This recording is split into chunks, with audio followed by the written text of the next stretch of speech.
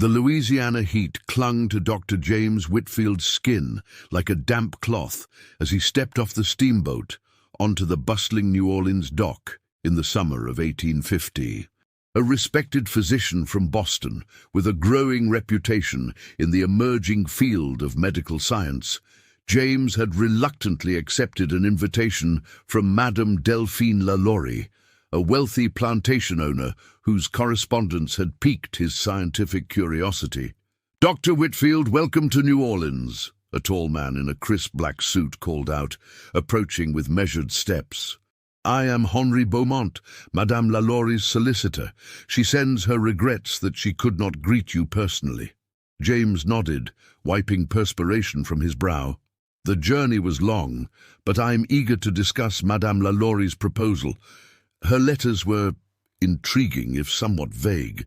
Henri's expression remained impassive. "Madame prefers discretion in her scientific pursuits. You'll understand once you see her work firsthand." The carriage ride to the Lalaurie plantation took them through the French Quarter, where the architectural beauty of the buildings stood in stark contrast to the human suffering James witnessed in the slave markets.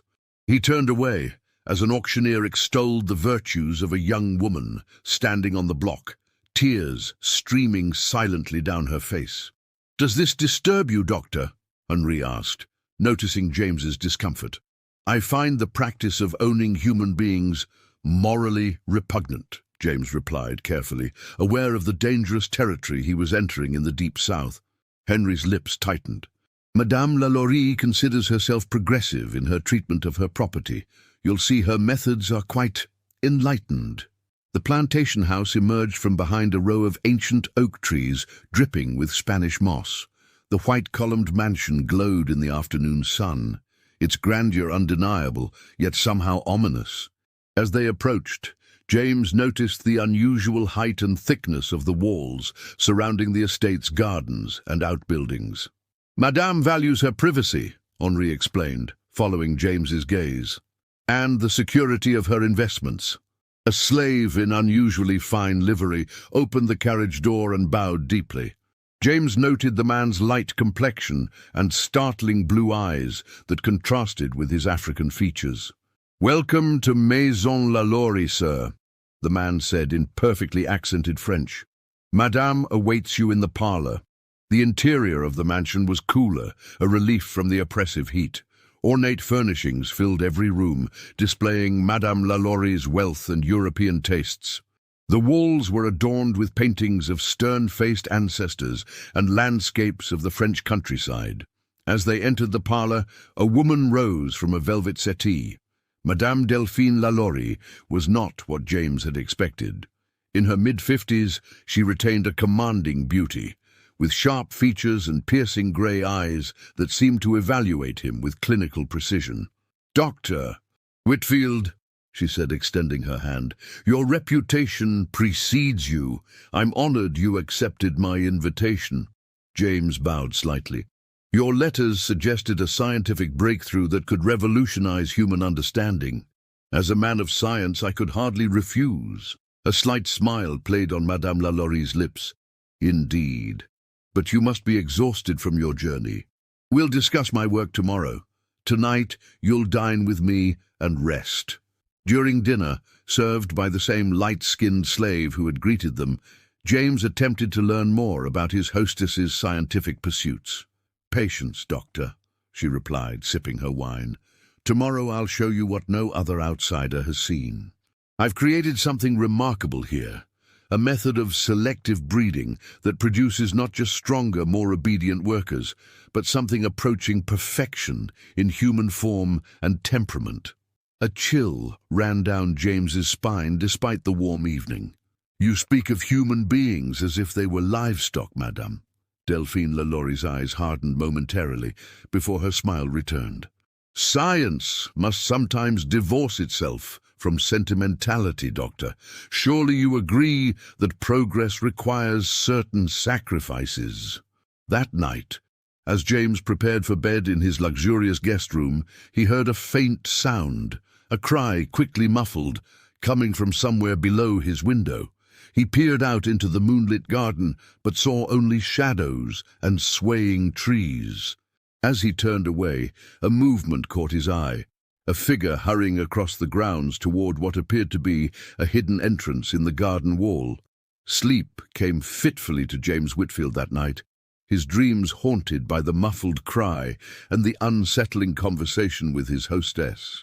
He couldn't shake the feeling that he'd stepped into something far darker than a mere scientific experiment. Dawn broke over the Lalaurie plantation, casting long shadows across the manicured grounds. James had risen early, disturbed by the sounds that had penetrated his dreams, distant cries that seemed to come from beneath the floorboards. He'd convinced himself it was simply his imagination, fueled by the unsettling conversation with Madame Lalaurie the previous evening. A soft knock at his door announced the arrival of breakfast, carried by a young woman whose complexion was several shades lighter than the man who had greeted him yesterday. Her eyes were a startling green against her light brown skin. "Good morning, sir," she said, her voice melodious but flat, as if carefully trained to show no emotion. "Madame requests your presence in the East Garden, following your breakfast. I'm to escort you when you're ready." James thanked her, noting the unusual composure of her demeanor. "What is your name?" he asked gently. "I'm called Esther, sir," she replied, her eyes never meeting his. "Are you treated well here, Esther?" James asked, lowering his voice. For a moment, something flickered across Esther's face. Fear, perhaps, or warning. "Madame is most scientific in her methods," she answered carefully. "I was born here, sir. I know no other life." After breakfast, Esther led James through the house to a door opening onto a walled garden. The humid morning air carried the scent of magnolias and something else, medicinal and sharp. Madame Lalaurie waited beside a fountain, dressed impeccably in dark blue silk, despite the early hour. "Dr. Whitfield, I trust you slept well?"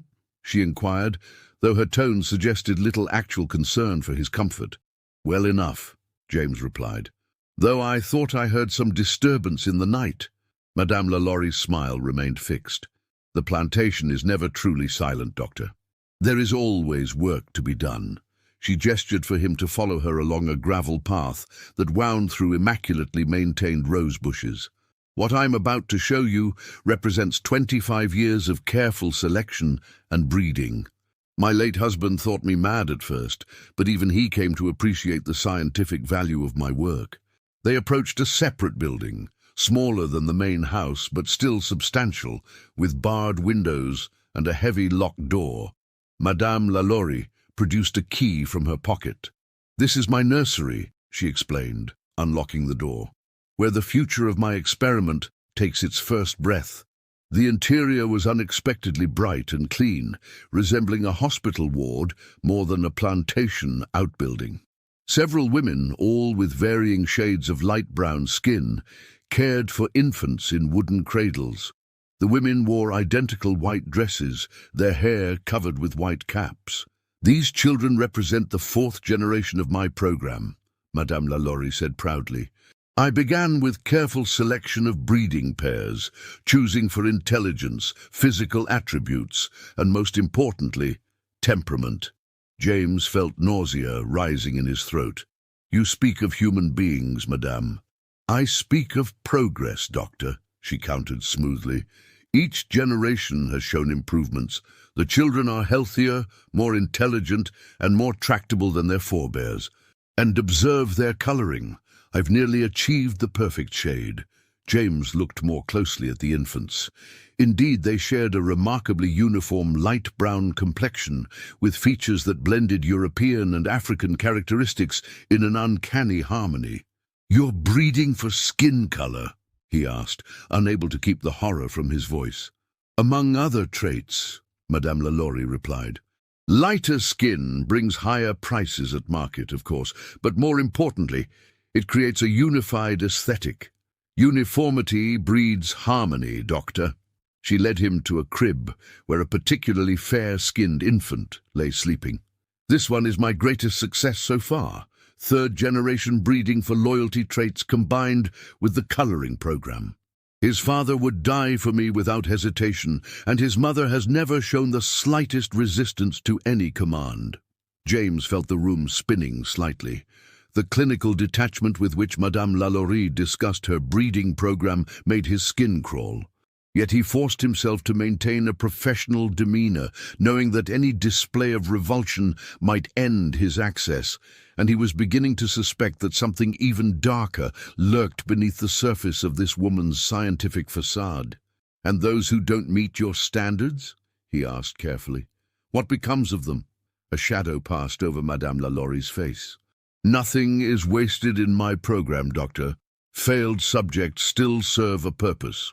She checked an ornate pocket watch. "But we have more to see. The nursery is merely the beginning. Now I'll show you how we train and evaluate the subjects as they mature." As they left the nursery, James noticed a heavily locked door at the far end of the corridor. "What's through there?" he inquired. "That's where we house the breeding stock," Madame Lalaurie replied matter-of-factly. "You'll see them later, after you've understood the full scope of my work." She smiled, but the expression didn't reach her eyes. "I believe you'll find it quite illuminating." By midday, the heat had become oppressive, yet Madame Lalaurie showed no signs of discomfort as she led James across the grounds toward a long, low building with small, high windows. 2 armed men stood guard at the entrance, nodding respectfully as Madame approached. "This is our evaluation center," she explained, gesturing for the guards to unlock the heavy oak doors. "Children are brought here at age 7 for their first formal assessment." The interior was divided into compartments by canvas screens. In each section, a child performed various tasks under the watchful eye of a supervisor who made notes on a slate. Some children were reading aloud from books, others solving mathematical problems, while others demonstrated physical skills like balance and coordination. "We evaluate for intelligence, physical capability, and most importantly, temperament," Madame Lalaurie explained with clinical detachment. "Those who score highly in all categories continue in the prime program. Those with specialized aptitudes may be directed towards specific training." James watched as a small boy of perhaps 8 years meticulously copied a complex geometric pattern onto a slate, his concentration absolute despite the heat and the scrutiny. "And those who fail to meet your standards?" James asked, already dreading the answer. Madame Lalaurie's expression remained impassive. "Some are sold to traditional plantations where specialized skills aren't required. Others are assigned to manual labor here. Nothing is wasted." The coldness in her voice chilled James more than any explicit description of cruelty could have. She spoke of children as commodities, their futures determined by arbitrary standards she had established. They moved to another section, where older children, perhaps 12 or 13, stood perfectly still as a supervisor inspected their posture, teeth, and eyes. "Physical beauty is essential to my program," Madame Lalaurie continued. "I found that aesthetically pleasing subjects are more likely to produce offspring with desirable temperaments. It's as if harmony of form creates harmony of spirit."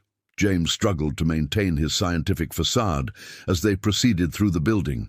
In one section, teenagers were being taught to speak French with perfect Parisian accents. In another, they practiced serving meals with balletic precision. "You're creating servants," James observed. "I'm creating perfection," Madame Lalaurie corrected. "My subjects command the highest prices in New Orleans, but more importantly, they represent the future of scientific breeding. Imagine applying these principles more broadly. We could eliminate discord, stupidity, ugliness." They approached a final section, separated from the others by a solid wall rather than canvas. Madame Lalaurie paused, lowering her voice. "What you're about to see is the culmination of my work, the loyalty conditioning." She unlocked the door, revealing a stark room with a single chair bolted to the floor. A young man was seated there, his wrists and ankles secured with leather straps. Before him stood an older man, in a physician's coat, holding what appeared to be some form of electrical device. This subject showed signs of independent thinking, Madame Lalaurie explained casually. Dr. Reynolds is administering a corrective session. James watched in horror as Dr. Reynolds placed metal contacts on the young man's temples and turned a dial. The young man's body tensed, but remarkably he made no sound. We found that electric stimulation, when properly applied, can eliminate undesirable thought patterns, Madame Lalaurie continued. The subject experiences pain when expressing independent thoughts and pleasure when demonstrating obedience. This is torture, James whispered, unable to contain himself. This is conditioning, Doctor, she replied sharply. No different from training any animal. The difference is that humans have the capacity to understand the process, which actually accelerates it. Dr. Reynolds noticed their presence and nodded deferentially to Madame Lalaurie. The subject is responding well to the treatment, madam. His resistance has decreased by 30% since yesterday. Excellent, she replied. Continue the protocol. She turned to James. We should proceed to the next facility.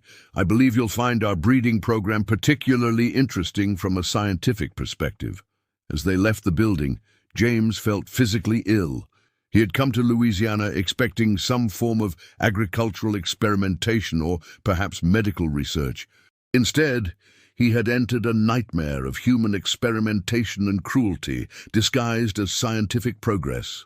You seem troubled, Doctor, Madame Lalaurie observed as they walked. Is the heat affecting you? James chose his words carefully, knowing he needed to maintain his access if he had any hope of exposing this horror. Your methods are more extreme than I anticipated. In Boston, such practices would be considered unethical. Madame Lalaurie smiled coldly.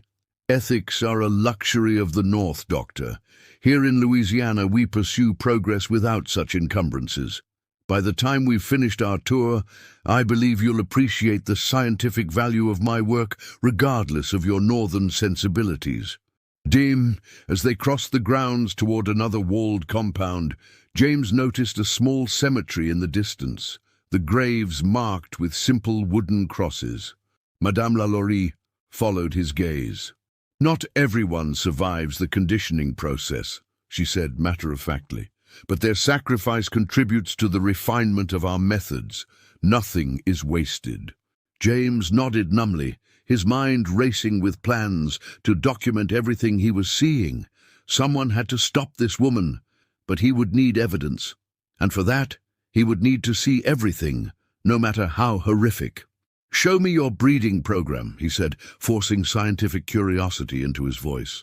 I'm particularly interested in how you track hereditary traits. Madame Lalaurie's eyes gleamed with satisfaction. I knew you would understand the importance of my work eventually, Doctor. Come, the best is yet to be revealed. The breeding facility stood apart from the other buildings, surrounded by its own high wall topped with iron spikes. As they approached, James noticed the windows were not only barred, but covered with heavy drapes from the inside. 2 armed guards flanked the entrance, their expressions impassive as Madame Lalaurie approached. Security is essential here, she explained, producing another key from the ring at her waist. This building houses my most valuable investments. The heavy door swung open to reveal a central corridor with smaller rooms branching off on either side. The air inside was stifling, thick with the scent of medicinal compounds and something else, fear perhaps, or despair. Each breeding pair is carefully selected based on physical characteristics, intelligence scores, and temperament assessments, Madame Lalaurie explained, leading James down the corridor. We maintain detailed records of each pairing and the resulting offspring. She stopped at a wooden cabinet filled with ledgers, each labeled with a year. Opening one from 1845, she displayed pages of meticulous notes detailing physical measurements, behavioral observations, and genealogical charts tracing bloodlines back several generations. This is quite comprehensive, James remarked, fighting to maintain his scientific demeanor while inwardly recoiling at the clinical objectification of human beings. Science requires precision, Madame Lalaurie replied. I can trace the inheritance of specific traits through 4 generations now. The results are remarkable. We've nearly eliminated resistance behaviors in our latest cohort. She led him to a closed door and paused, lowering her voice. The subjects are kept in separate quarters except during fertile periods, which we track meticulously. Breeding occurs under supervision to ensure proper pairing. James's stomach turned, but he forced himself to nod professionally. May I see the accommodations? Madame Lalaurie unlocked the door, revealing a small, sparse room containing a narrow bed, a washstand, and nothing else. A young woman sat on the bed, her eyes downcast. She wore a simple white shift, and her light brown skin bore an unmistakable resemblance to Esther, who had served James breakfast. Subject 47, Madame Lalaurie announced. 3rd generation, daughter of subjects 22 and 35. Note the refined bone structure and the excellent skin tone, precisely the shade we've been cultivating. The young woman didn't move or acknowledge their presence in any way. She might have been a statue, but for the slight rise and fall of her chest as she breathed. Why doesn't she react to our presence? James asked, disturbed by her emptiness. Perfect temperament, Madame Lalaurie replied with satisfaction. Complete docility achieved through selective breeding and conditioning. She'll produce excellent offspring when paired with subject 51 next month. James approached the young woman cautiously. May I speak with her? Madame Lalaurie shrugged. If you wish, though you'll find conversation limited. We discourage independent thought in the breeding subjects. What is your name? James asked gently, kneeling to meet the woman's gaze. Slowly, she raised her eyes to his. They were vacant, devoid of the spark that defined humanity. I am subject 47, she replied in a whisper.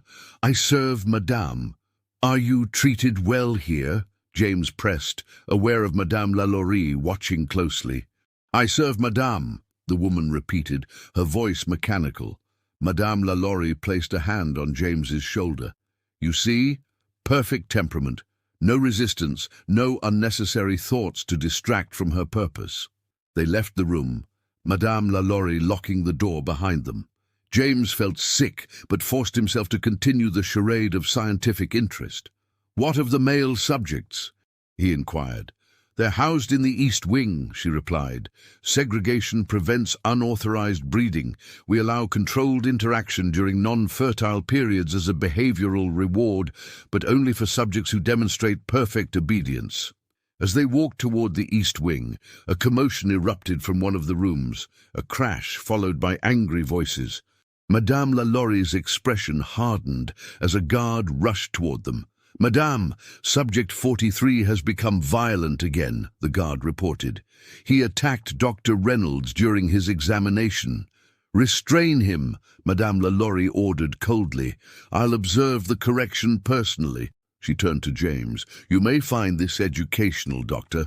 Despite our best efforts, regression occasionally occurs, particularly in male subjects. They followed the guard to a room where 2 men were restraining a struggling young man, while Dr. Reynolds prepared what appeared to be a surgical tray. Subject 43, Madame Lalaurie announced, her voice cutting through the chaos. This is your 3rd infraction this month. The young man ceased struggling momentarily, his eyes finding Madame Lalaurie's. Unlike subject 47, his gaze burned with hatred and defiance. I am not your subject, he spat. I am a man. My name is Thomas. Madame Lalaurie's expression remained impassive. Commence the procedure, Dr. Reynolds. What procedure? James asked, alarmed by the surgical instruments being arranged. Subject 43 has proven resistant to standard conditioning, Madame Lalaurie explained clinically. Dr. Reynolds will perform a partial lobotomy to remove the centers of resistance in his brain. It's a relatively new technique, but we've had promising results with similar cases. Horror flooded through James. You can't be serious. That's scientific progress, Madame Lalaurie interrupted sharply. I understood you to be a man of science, Dr. Whitfield. Surely you recognize that advancement requires experimentation. James watched as the struggling young man was forced onto a table and restrained. Dr. Reynolds approached with a thin metal instrument resembling an ice pick. "I've refined the technique, Doctor," Reynolds explained proudly. "The entry through the eye socket minimizes visible scarring and, when done correctly, leaves basic functions intact while eliminating problematic behaviors." "Stop!" James shouted, unable to contain himself any longer. "This is barbaric." Madame Lalaurie turned to him, her eyes cold. "I'm disappointed, Doctor.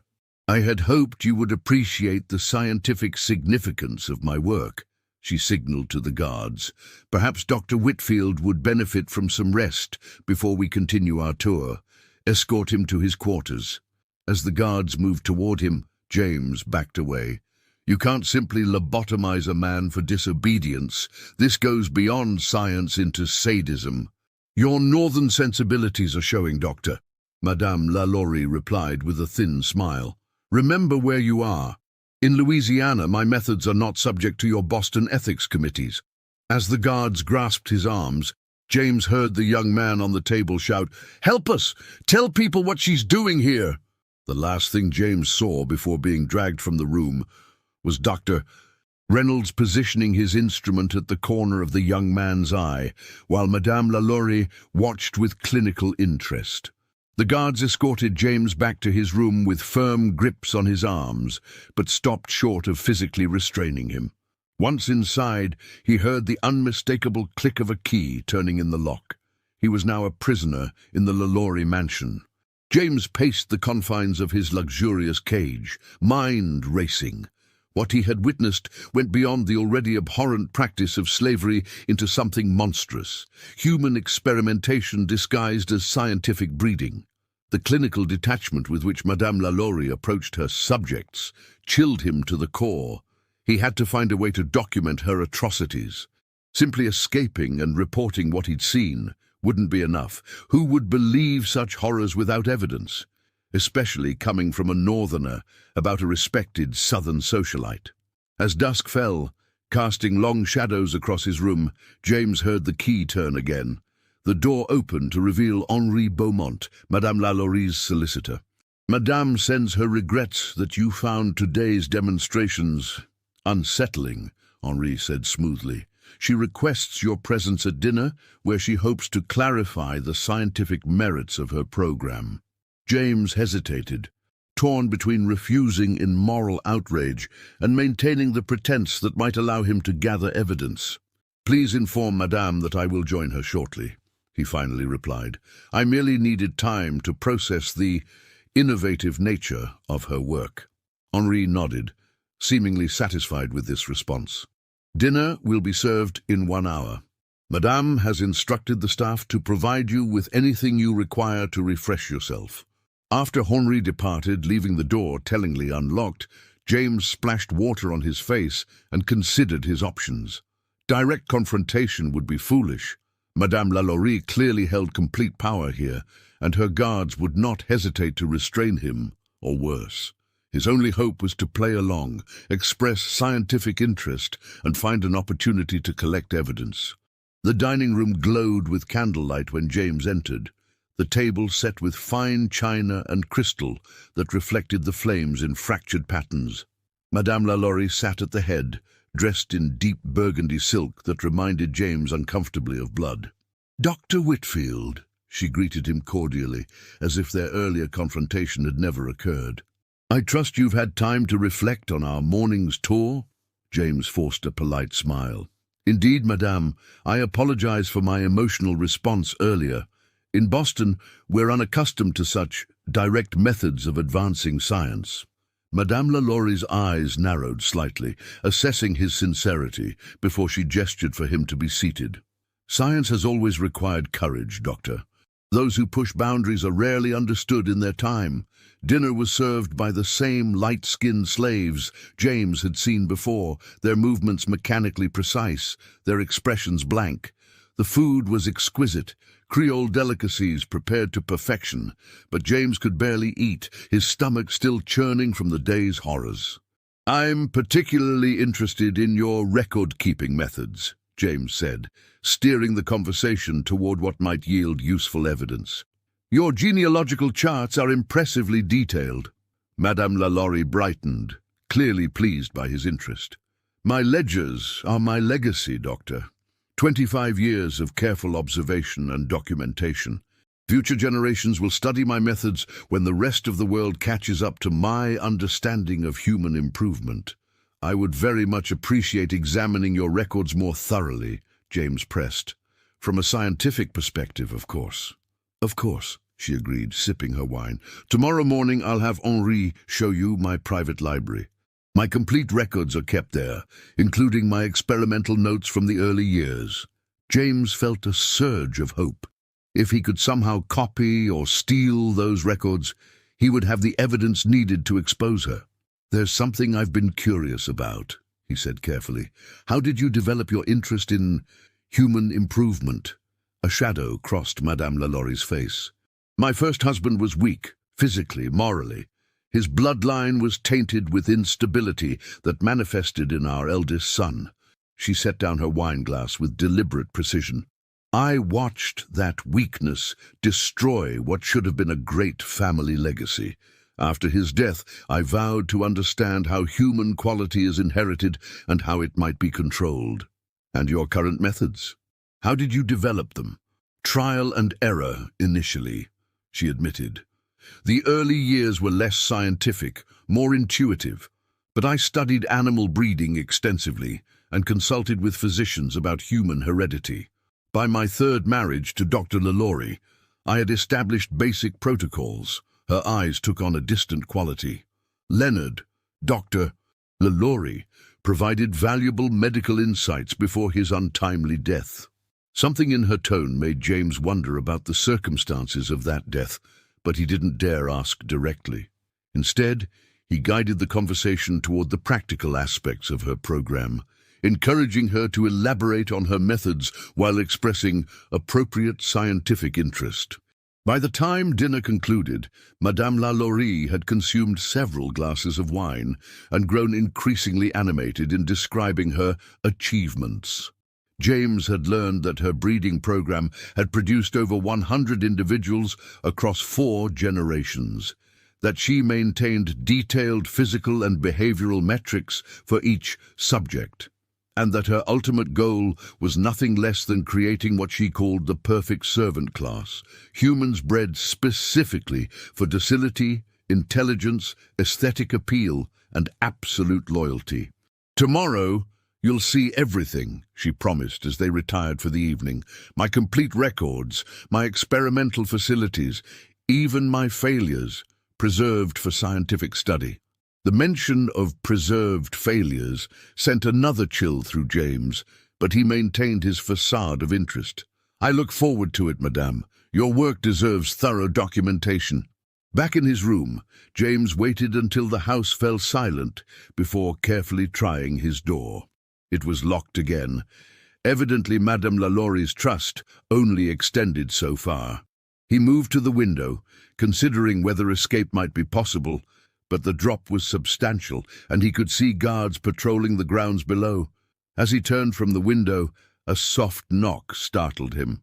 He opened the door cautiously to find Esther, the slave who had served his breakfast, standing in the hallway with a pitcher of water. "Fresh water for the night, sir," she whispered, entering quickly and closing the door behind her. Once inside, her demeanor changed subtly, her eyes showing a spark of awareness that had been absent earlier. "You must help us," she whispered, her voice barely audible. "She's planning something special for tomorrow's demonstration, something terrible." James's heart raced. "What is she planning?" "A new procedure. Dr. Reynolds has developed a way to remove all will without affecting physical abilities." Esther's hands trembled as she set down the pitcher. "They're going to use Thomas, subject 43, to demonstrate. If it works, she'll apply it to all breeding subjects who show any resistance." "I want to help," James assured her, "but I'm locked in at night, and there are guards everywhere." Esther reached into her pocket and withdrew a folded paper. "This is a map of the underground passages beneath the mansion. They were built during the Spanish occupation for smuggling, Madame uses them to move subjects between buildings unseen. James unfolded the crude map, studying it by moonlight. This could work, but I'll need evidence of what's happening here, or no one will believe me. The ledgers, Esther said urgently, in her private study. They document everything, the breeding pairs, the failed experiments, the punishments. She glanced fearfully at the door. I must go before I'm missed. The key to your room is hanging in the kitchen.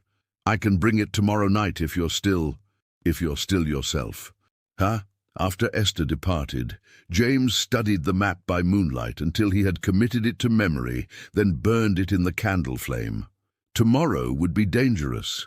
Madame Lalaurie clearly had something horrific planned, but it might be his only chance to gather the evidence needed to expose her crimes. As he finally drifted into uneasy sleep, James's last thought was of Thomas, the young man who had defiantly claimed his humanity in the face of Madame Lalaurie's monstrous science.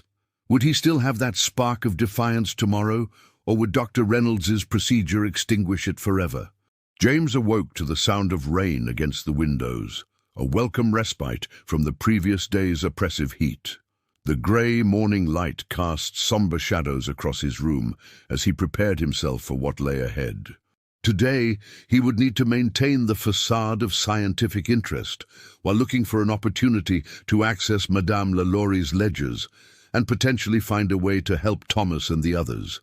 A different slave brought his breakfast this morning, a young man with the now familiar light brown skin and vacant expression. James attempted conversation, but received only minimal responses, further evidence of Madame Lalaurie's conditioning methods. Shortly after he finished eating, Henri Beaumont arrived to escort him. Madame Lalaurie sends her apologies, but urgent business in the city requires her attention this morning, he explained. She has instructed me to show you her private library and research collection as promised. This unexpected turn of events sent James's mind racing with possibilities. Without Madame Lalaurie's watchful presence, might he have a better chance of collecting evidence? Henri led him through a different wing of the mansion to a handsomely appointed library, with floor-to-ceiling shelves filled with leather-bound volumes.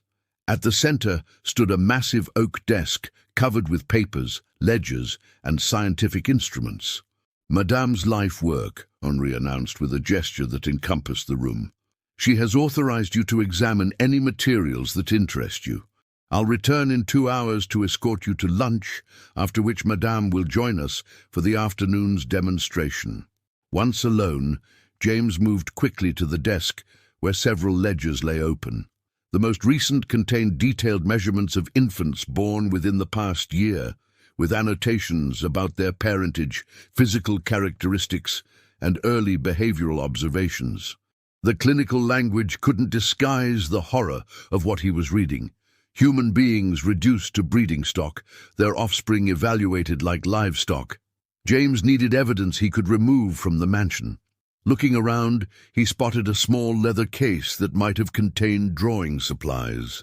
Opening it, he found pencils, charcoal, and several sheets of thin paper, perfect for making copies of the most damning pages.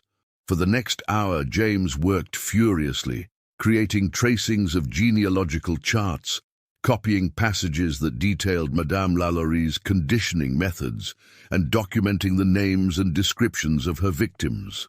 He paid particular attention to records mentioning Thomas, subject 43, learning that the young man was the product of a pairing that had been intended to produce docility, but had instead resulted in what Madame Lalaurie termed regressive independence traits. As he worked his way through the materials, James discovered a locked cabinet beneath one of the bookshelves. The key was not immediately visible, but after searching the desk drawers, he found a small brass key that fit the lock. Inside the cabinet, James found older ledgers dating back to the 1820s, the early years of Madame Lalaurie's experiments.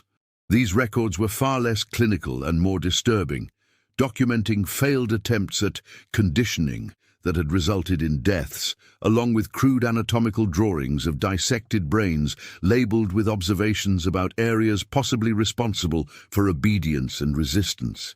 Most disturbing was a thin volume containing what appeared to be Dr. Lalaurie's personal journal, with entries that expressed increasing concern about his wife's methods. The final entry, dated just days before his reported death from fever, contained a chilling passage. D has gone too far. What began as scientific inquiry has become something monstrous. I have expressed my intention to report certain activities to the authorities, and now I find myself suddenly ill with symptoms that defy medical explanation. I fear that I have underestimated what she is capable of. James quickly copied this passage, his hands shaking with the implication that Madame Lalaurie had murdered her own husband to protect her secrets. As he was returning the journal to its place, he heard footsteps approaching the library door. Hastily closing the cabinet and locking it, he slipped the key into his pocket and returned to the desk just as Henri entered. "I trust you found Madame's records illuminating?" Henri inquired, his expression revealing nothing. "Quite," James replied, discreetly folding his copied papers and slipping them into his coat pocket. "Madame Lalaurie's documentation is impressively thorough." "She will be pleased to hear it," Henri said. "Lunch has been prepared. Afterward, we will proceed to the laboratory for this afternoon's demonstration." During lunch, served in a smaller dining room overlooking the rain-soaked garden, James carefully steered conversation toward the mansion's history, confirming Esther's information about underground passages. Indeed, the original Spanish owner was reputed to be a smuggler, Henri acknowledged. "There are said to be tunnels connecting various buildings on the property, though I've never explored them myself." "Fascinating," James remarked, trying to sound merely academically interested. "Such architectural features are quite common in old New Orleans properties, I understand." After lunch, Henri led James across the grounds to a building he hadn't seen before, a brick structure with no windows and a single heavy door guarded by 2 armed men. Unlike the other facilities, this one bore no pretense of being anything other than what it was, a place of confinement and experimentation. Inside, the air was cool and smelled strongly of chemicals, ether, formaldehyde, and others James couldn't immediately identify. The central room was arranged like an anatomical theatre, with a metal table at the center surrounded by tiered seating. Dr. Reynolds was already present, arranging instruments on a small trolley beside the table. "Ah, Dr. Whitfield," Reynolds greeted him with unsettling enthusiasm. "You're just in time. We're preparing for a significant advancement in our conditioning techniques." Before James could respond, the door opened again, and Madame Lalaurie entered, followed by 2 guards escorting Thomas, whose hands and feet were chained. Despite this, and despite the visible bruising on his face suggesting recent beatings, Thomas's eyes still burned with defiance. "Dr. Whitfield?" Madame Lalaurie nodded in greeting. "I trust Henri showed you my records this morning?" "He did," James confirmed. "Your documentation is impressively comprehensive." "Science requires precision," she replied, her attention already shifting to Thomas. "Subject 43 continues to demonstrate the failure rate in 3rd-generation breeding. Despite optimal genetic selection, environmental controls, and standard conditioning, he persists in expressing independence traits." Thomas spat on the ground at her feet. "My name is Thomas Wilson. My mother was Grace Wilson. I am a man, not your subject." Madame Lalaurie's expression didn't change. "Secure him to the table," she instructed the guards. "Today we will demonstrate a refined procedure that addresses the neurological basis of resistance without compromising physical function or basic intelligence." As the guards forced Thomas onto the metal table and secured his limbs with leather straps, James frantically considered his options. He couldn't physically intervene, he was outnumbered and unarmed, but he couldn't stand by and watch this atrocity either. "Madame Lalaurie," he began. "While I appreciate the scientific aspects of your work, surely there are less invasive methods of behavioral modification worth exploring before resorting to irreversible surgical intervention." Madame Lalaurie regarded him with cold amusement. "Your northern sensibilities are showing again, Doctor. This subject has proven resistant to every non-invasive method we've employed. He represents a potential corruption of my breeding line if his traits are heritable." She turned to Dr. Reynolds. "Proceed with the demonstration." As Dr. Reynolds approached with a syringe containing what was likely an anesthetic, James made a desperate decision. "Before you begin," he said loudly, "I'd like to ask the subject a few questions, for the scientific record, of course, to establish a baseline of cognitive function that can be compared to post-procedure results." Madame Lalaurie considered this, then nodded. "A reasonable scientific precaution. Proceed, but be brief. We have limited time before the anesthetic must be administered." James approached the table, positioning himself between Dr. Reynolds and Thomas. Meeting Thomas's eyes, he tried to convey that he was not their ally in this horror. "Subject 43, he began formally, for Madame Lalaurie's benefit, then lowered his voice slightly. "Thomas, can you tell me about your mother?" Thomas's eyes widened slightly at the use of his name, perhaps recognizing that James was not fully complicit. "My mother taught me my name," he said quietly. "She told me stories of her mother, who was born free. She taught me that I am a man, not an animal, not a subject. She died when I was 10. They said it was fever, but it was a broken heart." "And your father?" James asked, trying to maintain the appearance of a clinical interview while signaling his true purpose to Thomas. "They called him Subject 28, Thomas replied, his voice strengthening. "But his name was Samuel. He tried to escape when I was 6. They caught him at the property line." His eyes flicked toward Madame Lalaurie. "She made us all watch what happened to him. As a lesson." James nodded, making notes as if this were valuable scientific information rather than testimony of atrocities. "One final question," he said, leaning closer. "If you had the chance to leave this place, what would you do?" Thomas's eyes burned into his. "I would tell the world what happens here, and then I would burn it to the ground." "That's quite enough, Doctor." "Whitfield," Madame Lalaurie interrupted sharply, "your baseline assessment is complete. Dr. Reynolds will proceed now." But as Dr. Reynolds approached with the syringe, James deliberately stepped back, knocking over the instrument tray with a tremendous crash. Scalpels, forceps, and glass vials shattered across the floor. "My sincerest apologies," James exclaimed, bending to help gather the fallen instruments, deliberately creating more chaos. In the confusion, he whispered urgently to Thomas, "Tonight, tunnels beneath the kitchen. Be ready." Whether Thomas heard or understood was impossible to tell, as the guards pulled James away and Dr. Reynolds angrily began gathering his scattered instruments. "Perhaps Dr. Whitfield should observe from a distance," Madame Lalaurie suggested coldly. "His enthusiasm for science seems to overwhelm his physical coordination." James was escorted to the tiered seating, where he watched in helpless horror as Dr. Reynolds administered the anesthetic. Thomas struggled briefly, then went limp. The procedure that followed was mercifully brief, but unmistakably barbaric. A thin metal tool inserted through the inner corner of the eye socket, manipulated with small movements, then withdrawn. "The modification targets specific structures in the prefrontal cortex," Dr. Reynolds explained proudly. "When he wakes, you'll observe complete docility without loss of motor function or basic intelligence." Throughout the procedure, James maintained his facade of scientific interest, while inwardly making a solemn vow. He would not leave New Orleans without exposing Madame Lalaurie's atrocities and doing everything in his power to free her victims. The remainder of the afternoon passed in a nightmare of demonstrations, as Madame Lalaurie proudly displayed other aspects of her program. James was shown the graduating class, young men and women who had completed their training and conditioning and were ready to be sold to wealthy New Orleans families.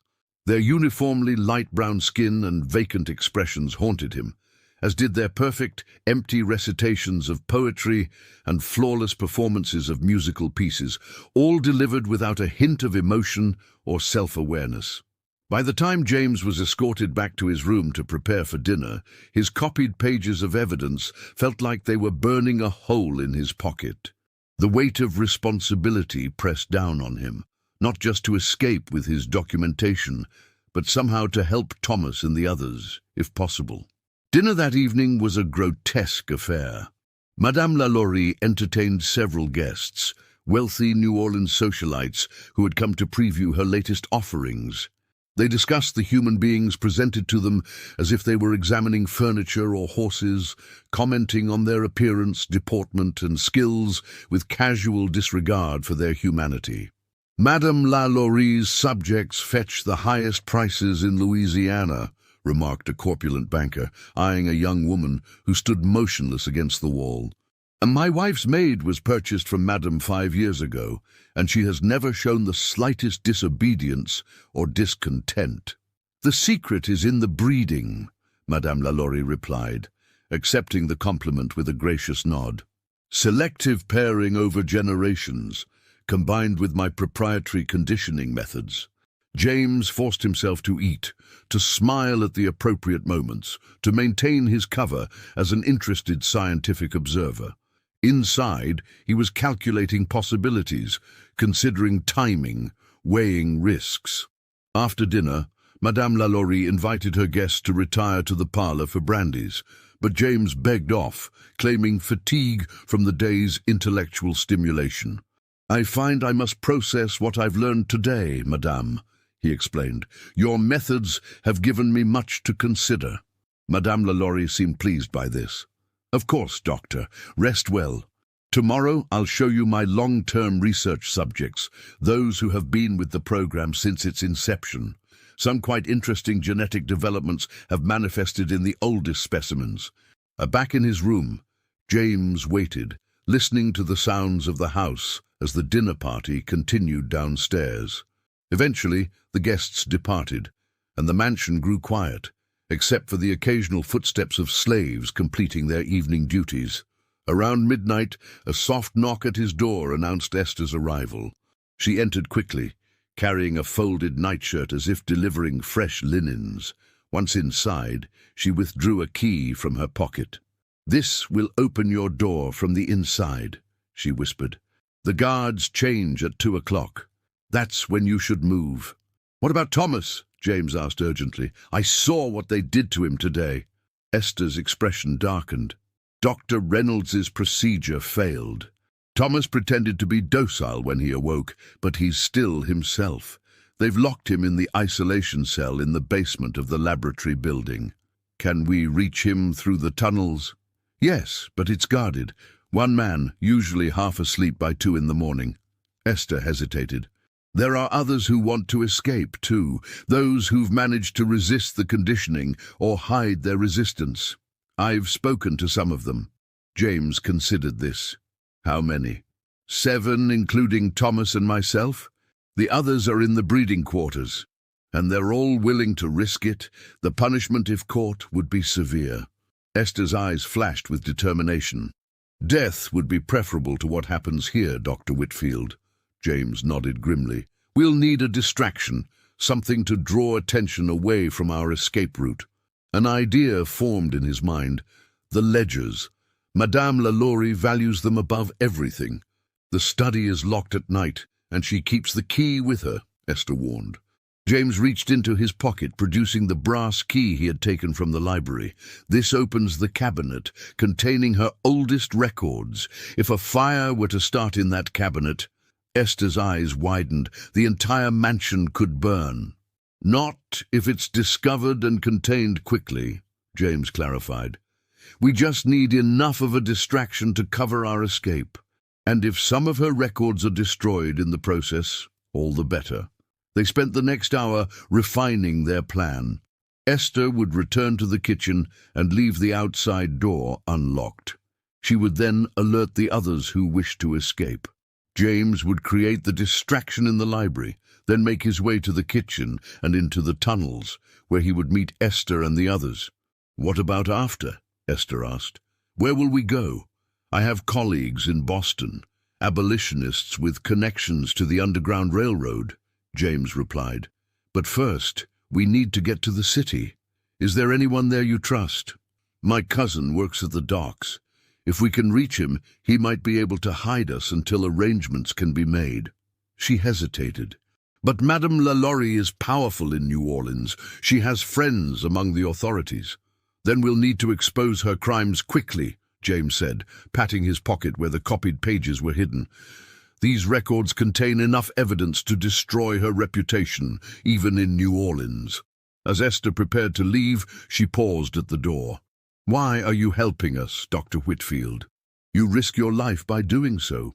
James thought of Thomas strapped to that table, of the vacant-eyed young woman in the breeding quarters, of the systematic destruction of human will that Madame Lalaurie called science. "Because what happens here is an abomination," he said simply, "and because I couldn't live with myself if I walked away." After Esther departed, James prepared for the escape attempt. He changed into darker clothing, packed his few belongings, and most importantly, secured the copied pages inside his coat. Then he waited, watching the hands of the mantel clock inch toward 2 o'clock. At 1:15, he heard a commotion from downstairs, voices raised in alarm, hurried footsteps. James tensed, wondering if their plan had somehow been discovered. But the noises faded, followed by the sound of the front door opening and closing. Perhaps Madame Lalaurie had been called away on some emergency. This unexpected development might work in their favor. James decided to move ahead of schedule. Using Esther's key, he unlocked his door and peered into the darkened hallway. It was empty. He moved silently toward the staircase, keeping to the shadows. The main floor was dimly lit by a few oil lamps left burning through the night. James made his way to the library, encountering no one. Inside, he worked quickly. He used a lamp to ignite several papers in the cabinet containing the oldest records, making sure the fire caught before slipping out of the room, leaving the door slightly ajar so the smoke would eventually be noticed. As he headed toward the kitchen, James heard a shout from the direction of the library. The fire had been discovered sooner than expected. He quickened his pace, reaching the kitchen just as the mansion erupted into activity, with slaves and house staff rushing to extinguish the blaze. The kitchen was empty, the outside door standing ajar as Esther had promised. James slipped outside into the rain-soaked night, making his way around the building to a small shed Esther had described. Inside, a trapdoor concealed the entrance to the tunnel system. James descended into darkness, lighting a small candle Esther had left for him. The tunnel was narrow and damp, its brick walls slick with moisture. He followed it according to the map he had memorized, eventually reaching a junction where he was to meet Esther and the others. Minutes passed, with no sign of them. Had something gone wrong? Had they been caught? James was considering whether to continue alone when he heard soft footsteps approaching. He pressed himself against the wall, extinguishing his candle. "Dr. Whitfield," Esther's voice called softly. "Are you here?" James rekindled his candle, relief flooding through him as Esther emerged from a side passage, followed by 4 others, 3 women and a man, all bearing the distinctive light brown complexion of Madame Lalaurie's breeding program. "Where are the others?" James asked. "Sarah couldn't get away without raising suspicion," Esther explained. "And Thomas?" Her voice faltered. "What happened to Thomas?" James demanded, a sense of dread washing over him. "Dr. Reynolds returned to check on him after the fire was discovered," the male slave explained, his voice low and urgent. He realized Thomas was faking docility. "They've taken him for corrective measures." James's heart sank. After what he had witnessed today, he could imagine what corrective measures might entail. "We have to help him." "It's too late," Esther insisted. "The entire compound is alerted now. The fire spread more quickly than expected. Half the main house is ablaze." As if to confirm her words, they heard distant shouts echoing through the tunnel system. "They're searching the tunnels," the man said, fear evident in his voice. "We need to move now, or lose our chance." James faced an impossible choice: continue with the escape and ensure these four reached safety, or attempt to rescue Thomas at the risk of everyone being captured. The weight of responsibility pressed down on him like a physical force. "Which tunnel leads to the laboratory building?" he asked finally. "You can't go there," Esther protested. "It's suicide." "Which tunnel?" James repeated firmly. One of the women pointed to a side passage. "That one leads to the north end of the compound near the laboratory. But they'll be guarding it heavily now." James made his decision. "Esther, take the others and continue to the dock exit. Find your cousin. Get somewhere safe. I'll try to reach Thomas and meet you there if I can." "And if you can't?" Esther asked softly. James handed her the folded pages from his pocket. "Then make sure these reach the authorities in Boston. My colleague's name is Dr. William Ellery Channing at Massachusetts General Hospital. He'll know what to do." Before they could protest further, James took a deep breath and plunged into the side passage, his candle casting grotesque shadows on the ancient brick walls as he rushed toward uncertainty. The tunnel narrowed as James progressed, the ceiling dropping so low that he was forced to crouch. The air grew thick with the scent of damp earth and something else, a chemical odor that grew stronger as he approached what must be the laboratory building. His candle guttered in the poor air, throwing wild shadows across the curved brick walls. Voices echoed ahead, men shouting orders, the sound of heavy objects being moved. James extinguished his candle and proceeded in darkness, feeling his way along the slimy walls. As he neared what must be the exit, a thin line of light appeared at the base of what looked like a wooden door set into the tunnel wall. Pressing his ear against it, James could hear fragments of frantic conversation, spreading too fast. "Secure the subjects. Madame's orders." The door appeared to open into the basement of the laboratory building. James tried the handle, locked from the other side. He felt around the frame, searching for hinges or any weakness, but found none. This entrance was designed to open only one way. Just as he was considering backtracking to find another approach, the door suddenly swung open, and James found himself face to face with a guard carrying a lantern. "Who?" the guard began, but James didn't let him finish. Using the element of surprise, he drove his shoulder into the man's chest, sending him stumbling backward. The lantern crashed to the floor but didn't extinguish, illuminating a stone-walled chamber lined with cells. The guard recovered quickly, reaching for a pistol at his belt, but James was faster. He tackled the man, and they fell together, struggling for control of the weapon. The guard was younger and stronger, but desperation gave James an edge. He managed to slam the man's wrist against the stone floor, causing him to drop the pistol. The fight that followed was brief and brutal. James had never considered himself a violent man, but the horrors he had witnessed over the past 2 days fueled a rage he hadn't known he possessed. When the guard finally lay unconscious, James dragged him into the tunnel and took his keys and pistol. The basement contained 6 cells with barred doors. Most stood empty, their occupants presumably evacuated when the fire was discovered. But in the farthest cell, a figure lay motionless on a narrow cot. "Thomas!" James called softly, approaching with the lantern. The figure stirred slightly. As the light fell across his face, James saw that it was indeed Thomas, though barely recognizable. His face was swollen from a savage beating, one eye completely closed. But worse was the fresh bandage covering the other eye, evidence that Dr. Reynolds had completed the procedure that James had interrupted earlier. "Thomas, it's Dr. Whitfield," James said urgently, trying each key in the lock until he found the one that worked. "Can you hear me? Can you walk?" Thomas turned his head toward James's voice. "I can hear," he whispered, his voice raspy. They took one eye, but I can walk."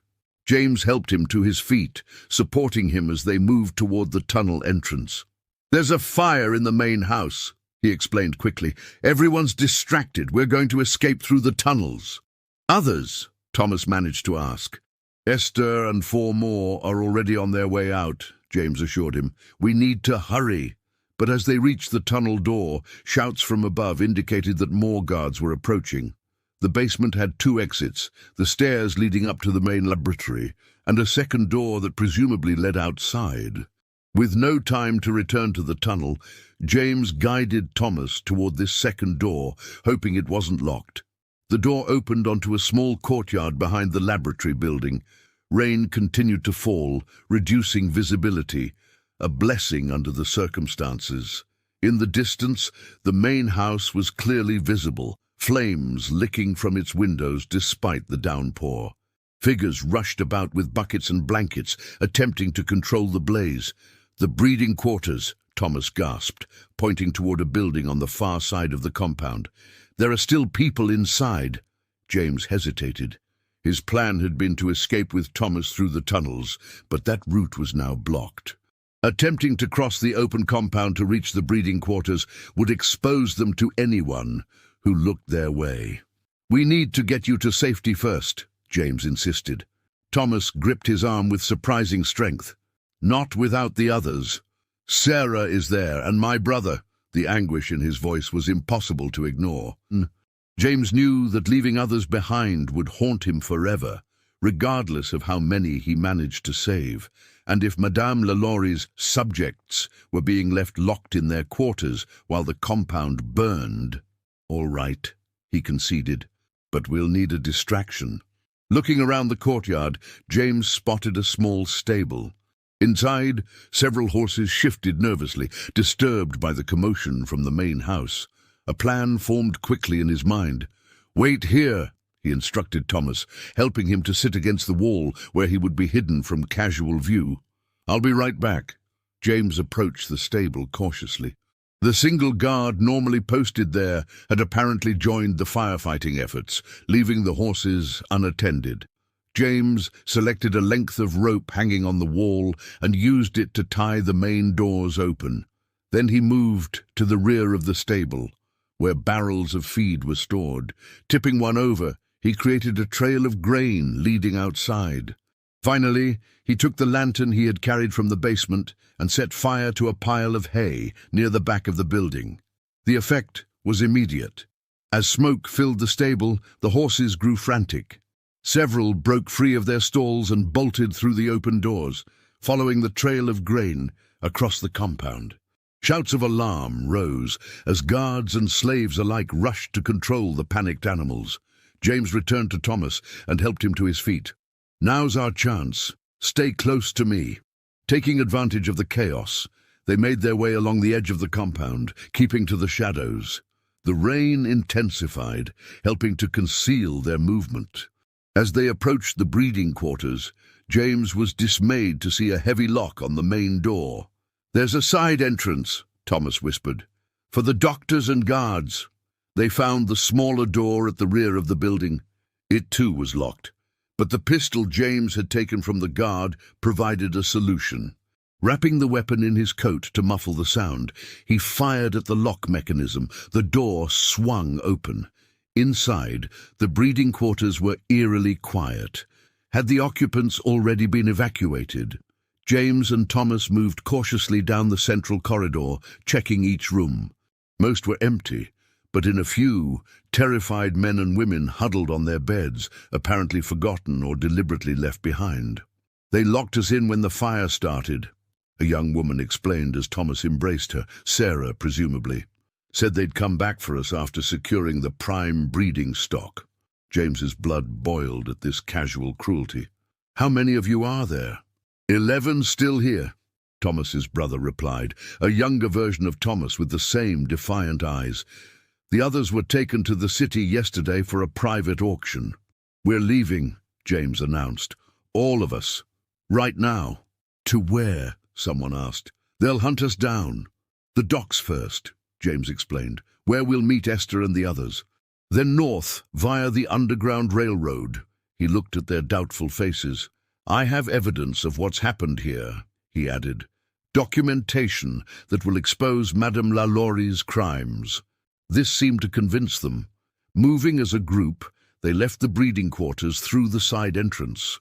The compound was still in chaos, with the main house now fully engulfed in flames, despite the rain and the frantic efforts to save it.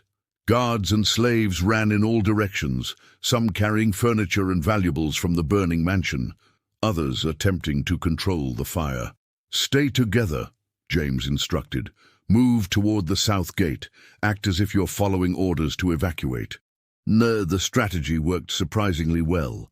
In the confusion, a group of slaves moving with apparent purpose attracted little attention. They had almost reached the gate when a voice called out, "Stop! Those are breeding subjects." Dr. Reynolds stood blocking their path, his medical bag in one hand and a pistol in the other. His normally immaculate appearance was disheveled, his coat singed and his face smudged with soot. "Get back to your quarters immediately," he commanded. "These subjects are valuable property and must be secured." James stepped forward, raising his own pistol. "They are human beings, Doctor, not property, and they're leaving this place of horrors." Reynolds' eyes widened in recognition. "Doctor Whitfield, I should have known. Madame Lalaurie was too trusting of your scientific curiosity." He gestured with his pistol. "You've destroyed decades of vital research with your northern interference. Do you have any idea of the scientific value of what you've burned tonight?" "I've seen your science," James replied coldly. "It's nothing but sadism disguised as progress." Reynolds's face contorted with rage. "You understand nothing. We were perfecting humanity, creating a better breed of—" The crack of a pistol interrupted him. Reynolds staggered backward, a look of surprise on his face as he clutched his chest. James turned to see Thomas standing, with his arm extended, James's pistol in his hand. "For my mother," Thomas said quietly, "and for all the others." There was no time to process what had happened. Shouts indicated that guards had heard the gunshot and were running toward them. The group pushed through the gate and into the darkness beyond the compound walls. The journey to the docks was a nightmare of mud-slicked roads and constant fear of pursuit. They avoided the main streets of New Orleans, keeping to alleys and service paths. The rain continued to fall, drenching them but also covering their tracks and reducing visibility for any pursuers. By dawn, they reached the waterfront. As promised, Esther was waiting with her cousin, a dock worker who had secured temporary shelter in a warehouse filled with cotton bales awaiting shipment. "We thought you weren't coming," Esther said, embracing first Thomas and then, to his surprise, James. "When we heard the fire had spread." "It worked too well," James admitted. "The entire main house was ablaze when we left, but we brought more people out." He surveyed the group, 16 souls in total, including himself, all exhausted, wet and terrified, but free. Esther's cousin spoke up. "I can hide you here for a day, maybe 2. After that, the authorities will be searching every warehouse on the docks." "Is there a ship bound for the north?" James asked.